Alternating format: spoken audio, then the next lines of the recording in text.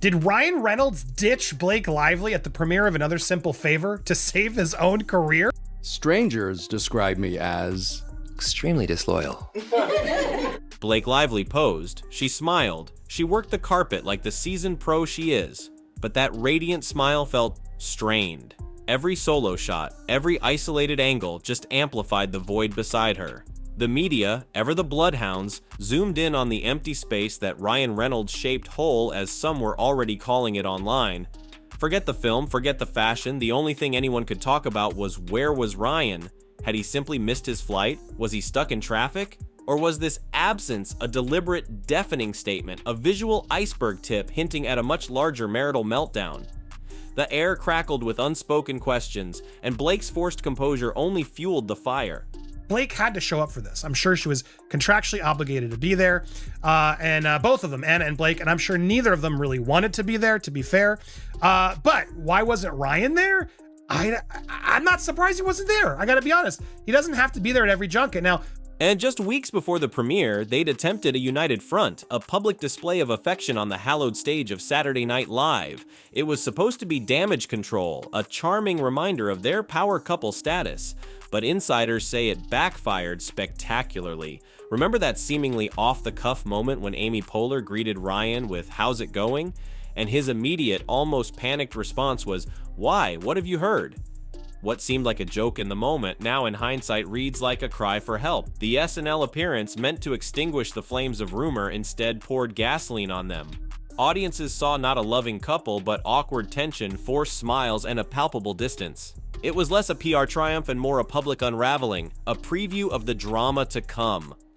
She seems like a bully. She was such a high-maintenance diva bully brat.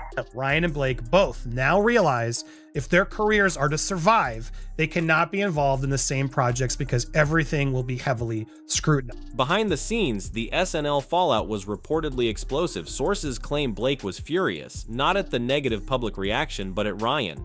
Why? Because he wasn't playing his part in her carefully constructed victim narrative. She allegedly wanted him to be the supportive husband, the defender of her honor amidst swirling controversies, specifically the lawsuit that had become her shadow. But Ryan, insiders say, was detached, too chill, too casual. He wasn't giving off the stand-by-your-woman energy she was banking on. To Blake, it must have felt like a betrayal, a refusal to participate in her carefully orchestrated drama. She needed a prop, a supportive spouse. Instead, she got a man who looked like he just wanted the curtain to fall on this whole messy production. Now, insiders are spilling on the real reason why Ryan Reynolds left Blake Lively alone on the red carpet amid the Anna Kendrick beef, and it's all about money. Oh, hey, Ryan Reynolds. Hi. Hey. Ryan Reynolds, how's it going? Great. Why? What have you heard? The premiere snub and Ryan's continued absence wasn't just random. According to a Daily Mail insider, it was a calculated move, a strategic separation. The SNL disaster had been a wake-up call. They both reportedly realized that their careers individually were at risk if they continued to be seen as a package deal, constantly intertwined in the public eye amidst the mounting scandal. The solution? Separate appearances, separate projects, separate public personas. It was career CPR, a desperate attempt to resuscitate their individual brands before Blake's controversies dragged them both down completely. The premiere then became ground zero for this new strategy. Blake standing alone, forging her own path, while Ryan strategically stayed away, distancing himself from the immediate fallout. So I can't fault him for not showing up. The fact that he's responding is interesting. It shows they're paying attention and they're on. Publicity stunt last night where they went on SNL and Ryan Reynolds made this silly joke, this really silly joke. But the carefully constructed distance couldn't mask the underlying chaos. Desperate to regain control of the narrative, Blake allegedly pulled a move that shocked even seasoned Hollywood insiders, a fake voicemail. Suddenly, a recording surfaced, supposedly of Justin Baldoni apologizing for making Blake uncomfortable, timed perfectly to bolster her claims in the ongoing legal battle. The media briefly ran with it. Her legal team likely saw it as a lifeline, but the illusion shattered quickly. Tech experts dissected the audio, and the truth was damning. Metadata inconsistencies, robotic pacing, choppy edits. The signs pointed to one thing: AI manipulation, a deep fake. This wasn't just a PR misstep, it was a potential legal landmine. evidence tampering in a multi-million-dollar lawsuit? The implications were staggering, potentially escalating her woes from defamation to criminal charges. I wasn't that surprised that Ryan wasn't there. It wasn't his movie. It was weird that Ryan was there and it ends with us. If he shows up to every one of our movies that has nothing to do with, I think it would be worse reaction. I do. I didn't like him. Just gonna be straight with you. I didn't fucking like him. So they're both equally repulsive. Hollywood, a town built on image and perception, has a keen sense for weakness. And Blake, entangled in scandal and accusations of fabrication, was suddenly radiating vulnerability. The industry, once eager to embrace America's sweetheart, began a swift and brutal retreat. Executives stopped returning calls, directors, wary of drama and lawsuits, looked elsewhere for their leading ladies, and then came the brand exodus. L'Oreal, a cornerstone of her image, reportedly started re-evaluating their partnership. Chanel, synonymous with elegance and class, allegedly had second thoughts about being associated with a walking scandal. The endorsements, the projects, the phone calls, they all began to dwindle. Blake Lively, once untouchable, was now becoming radioactive, a career burning to the ground in real time. I think they do need to do their separate appearances if they need to do them. Really, it's about protecting their separate incomes, the source explained. Blake is unsure about the future of her career because of the backlash she has received. She does not want to have a family with no income, and she knows that Ryan's career has so far survived the fallout. It wasn't fulfilling for me, that I wanted to be a part of the storytelling, that I wanted to be a part of the narrative, whether that be in the writing, in the costume design, in creating the character. And in a twist of Hollywood irony, as Blake's star plummeted, Justin Baldoni's began to ascend. The man she allegedly tried to destroy, the man she accused and sued, was now experiencing an unexpected career resurgence. Hollywood, witnessing the deepfake debacle and the unraveling of Blake's narrative, started to rally behind him. Studios that had ghosted him were suddenly calling back. Industry insiders whispered about a redemption story. It wasn't necessarily about loving Justin Baldoni. It was about hating manipulation, about despising fabricated narratives.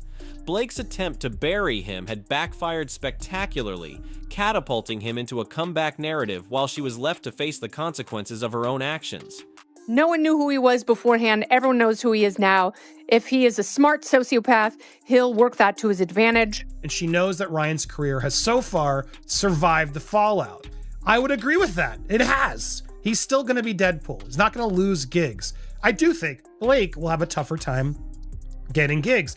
Ryan Reynolds, however, isn't just a bystander in this unfolding Hollywood drama. He's a shrewd businessman, a master of image crafting, and a brand in himself. His entire career is built on a foundation of likability, humor, and that relatable, self-deprecating charm. Blake's spiraling scandal isn't just a personal crisis, it's a direct threat to his meticulously constructed brand. Imagine the internal calculations: Deadpool 3 on the horizon, lucrative endorsement deals, a financial empire meticulously built over years. Associating too closely with Blake's controversies, especially the accusations of fabrication and manipulation, risks contaminating his golden image. His absence at the premiere, his reported detachment, these aren't just marital cracks, they are calculated moves of self-preservation. He's not just escaping a train wreck, he's actively safeguarding his financial and professional future. For Ryan, this isn't just about supporting his wife, it's about protecting a multi-million-dollar brand from collateral damage, and in Hollywood, business often trumps everything else.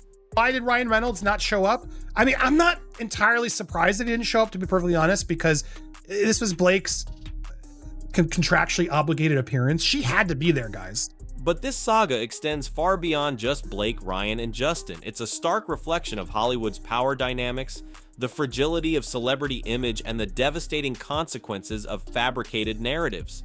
Blake Lively's downfall serves as a cautionary tale in an industry obsessed with image control.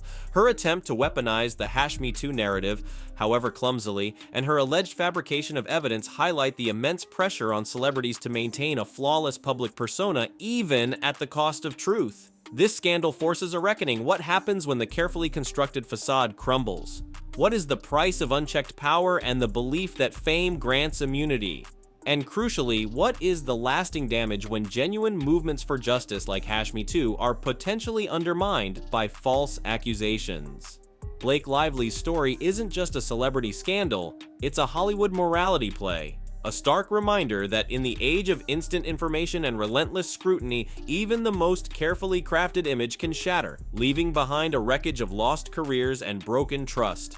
And in the aftermath, Hollywood is watching, learning, and perhaps, just perhaps, starting to understand the true cost of lies and manufactured realities. That's so gross and weird and manipulative, even if it's true. So back to the premiere. Ryan Reynolds' absence wasn't just a missed event, it was a calculated escape. He saw the train wreck coming, the self-destruction in progress, and he strategically jumped off before it was too late. Blake Lively, in her desperate attempts to control the narrative, to manipulate those around her, ultimately orchestrated her own downfall. Her career is in crisis, her reputation tarnished, and her marriage, once the envy of Hollywood, is now under a harsh and unforgiving spotlight. The real betrayal in this Hollywood drama? It wasn't Justin Baldoni who betrayed Blake Lively, it was, perhaps, Blake Lively betraying herself. It sounded awful, like to a point like, I'm like, damn. Why was Ryan Reynolds missing from Blake Lively's big premiere? The cameras flashed, the red carpet was rolled out, and Blake Lively arrived, dazzling in designer wear. But something, or rather someone, was glaringly absent. It wasn't just a missing accessory, it was her husband, Ryan Reynolds, and his absence spoke volumes, instantly overshadowing what was supposed to be Blake's celebratory night. Whispers turned to questions, and questions quickly escalated into full-blown speculation. Was this a simple scheduling conflict, or was something much darker lurking beneath the surface of Hollywood's golden couple?